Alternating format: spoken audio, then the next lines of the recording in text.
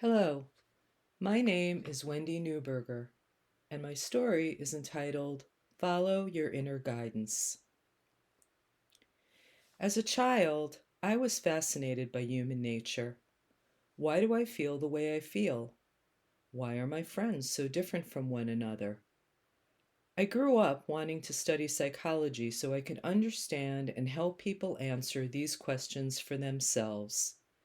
As I started thinking about college, I told my parents about my desire to be a psychologist. They were less than enthusiastic. They advised me to do something practical and get a business degree. So that was what I did, because I was also a people pleaser, especially where my parents were concerned.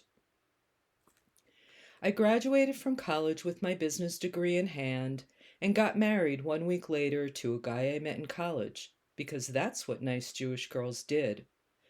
I started job hunting just as the recession of 1981 got underway. No one was hiring.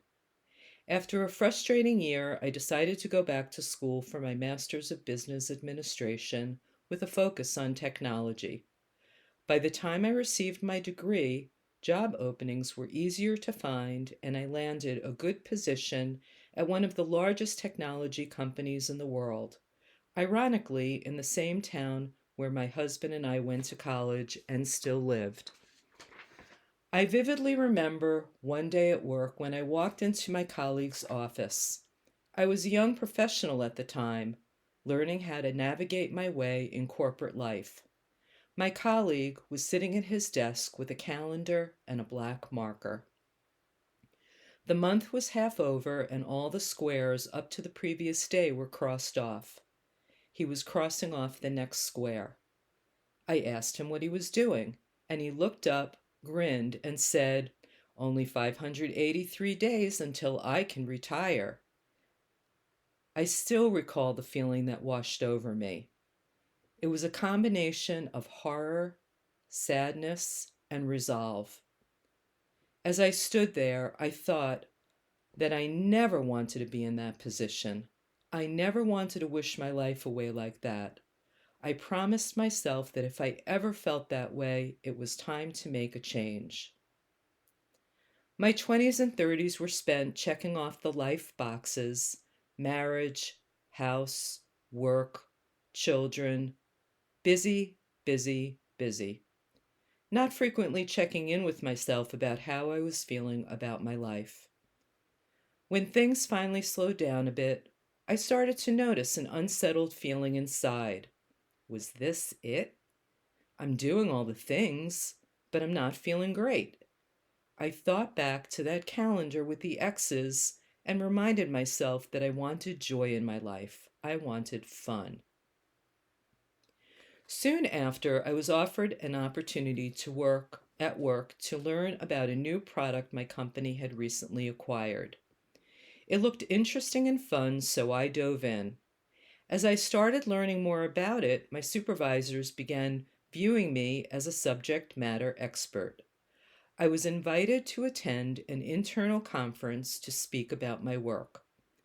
It was at that conference that I met other subject matter experts who were located all over the world. Not long after, I received a surprising call from one of the people I'd met. He asked me if I would be interested in joining a worldwide center of competency to develop best practices for the rest of the company to use. I would report to my current manager half the time and him the other half. I asked for some time to think it over. Many of my colleagues at work discouraged me from accepting the offer. What happens at the end? What will you do after? It sounds risky. Aren't you better off with a sure thing? Their comments made me pause, but then I remembered the calendar with the X's. I remembered my promise to myself. As I gave it careful consideration, I asked myself, does it sound fun? Does it sound interesting? What will you do when it ends? The answer I heard deep inside was, go for it. It does sound fun and interesting. I'll get to meet new people and learn new things. I'll figure out what happens next when I need to figure it out. As it turns out, my decision enabled me to spread my wings, meet new people, and I learned so much. When that position ended, I was offered an even better position, working for a dynamic female executive manager who became my mentor and my friend. It was a remote position, which meant I was able to work from a home office, which gave me flexibility during my day. I loved it at first. Working from home sounded perfect. I could wear my comfy clothes, throw a load of laundry in the wash between conference calls, take a shower between conference calls, run the vacuum before jumping on another call. By the end of the day, my ears were sore from wearing my headset, and I had cabin fever from being in my house all day. Yes, there were advantages. I was able to schedule time in my day to use my elliptical in between meetings. I could run to the store without worrying about finding a parking spot when I got back to work. In nice weather, I could move my laptop and headset to the back porch. But I missed in-person interactions and socializing. Around that time, I was invited to speak to our local university's chapter of Women in Technology. I spoke to the group about the challenges of being a woman in a predominantly male profession and the importance of perseverance and resilience in the face of cultural and organizational challenges. Speaking with these young women was incredibly rewarding. I loved being able to share my experiences, hoping it would help them on their own journeys. That speaking engagement led to an invitation to become an adjunct instructor in the engineering school, which I happily accepted. I realized it was a perfect way for me to offset my home office frustrations. Spending time on campus brought me joy. I loved interacting with the students and absorbing their amazing energy. A few years passed. I continued to excel at my primary technology job while teaching one course each semester in the engineering school. One day, I had an epiphany, an aha moment. I was driving in my car thinking about my week. I realized I was enjoying my time on campus a lot more than I was enjoying my time at home with a headset on. On the days I was heading to campus, I jumped out of bed with enthusiasm and a smile on my face. On the days I was working from home, I grumbled and dragged myself downstairs to start my first call of the day. As I drove, I again thought back to that calendar with the X's. My stomach tightened as I realized I was, in fact, Xing off days when I wasn't on campus. It was time to make a change. Now, I may be a risk taker, but I'm not crazy. I needed to make a plan. I knew that leaving my corporate position would drastically cut my salary. Even if I was able to transition to the university full time, I would never earn what I was earning as a distinguished engineer, which was equivalent to a C-level executive in my company. First, I had to examine my financial position. I was never a big spender and lived well within my means. I had saved quite a bit, which gave me a good financial cushion. I gave a silent thanks to my father, who taught me early in life to pay myself before anything else, meaning save as much as possible for a rainy day. Next, I looked at options that would minimize my risk. I discovered that I could request a 1 year leave of absence from my company to explore post-retirement options. While I wasn't yet able to retire, I was close enough to qualify for the leave. That gave me a whole year to explore options at the university to see if I could make a permanent change. It was a great solution. I knew I had a safety net and could return to my current position if university life wasn't for me. I set my intention on a successful transition and began what I now jokingly refer to as Wendy 2.0. Life at university was just what I needed to recharge my enthusiasm. I was teaching part time and taking a few graduate level classes in student affairs. Shortly after I started, a colleague who I was friendly with appeared at my office door with a big grin on her face. She said, "Wendy, I found your perfect job." She handed me the job description, and as I read about the position, my eyes widened. I heard a voice inside me shout, "Yes." She was correct. It was perfect. The Career Center was looking for someone to create and pilot a job shadowing program for students to shadow alumni. It was a 10-month contract which would end at the same time my leave was over. I love new challenges.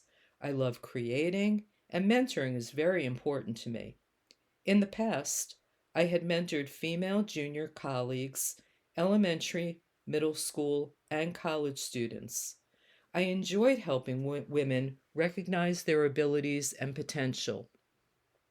This could be just the ticket to allow me to transition when my leave was over. Long story short, I applied for the new position and was hired. It was part-time, which enabled me to continue to teach. So I spent the next 10 months pouring my energy into creating the new program.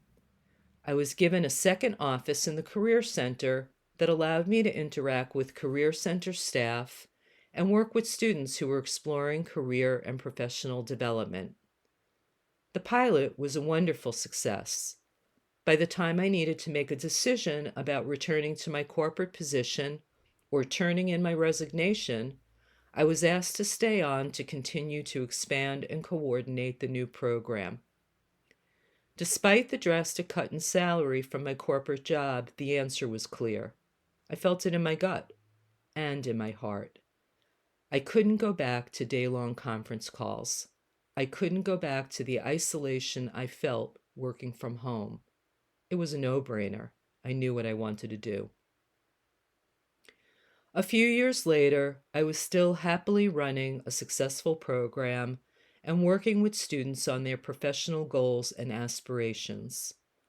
One day, I was invited to a meeting with the Dean of the School of Liberal Arts and Sciences at the university. She explained that she wanted to create and pilot a new office and program to provide enrichment opportunities and resources that would enhance the students' college experience. She asked me to assist with the launch and ultimately be director of the office.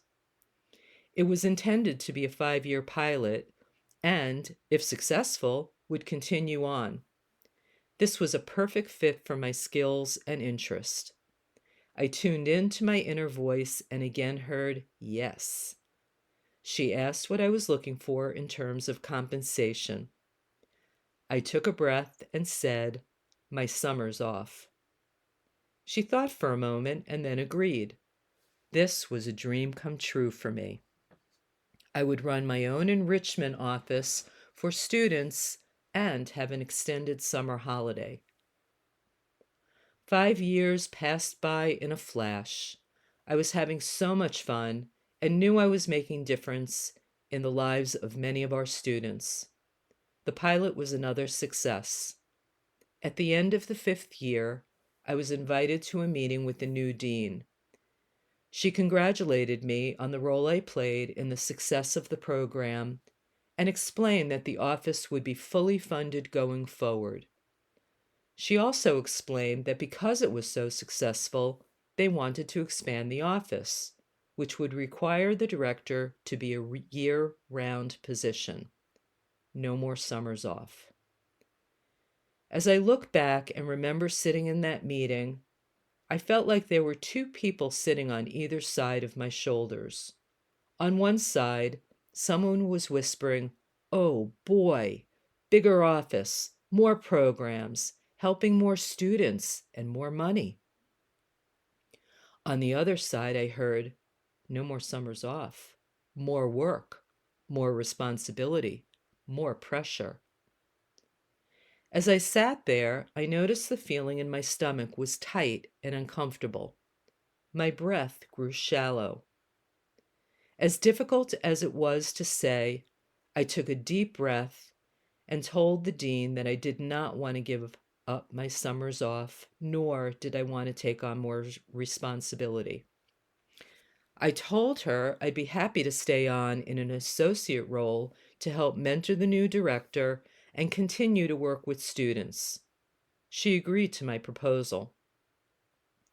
The new director started in January of 2020. I assumed the role of associate director.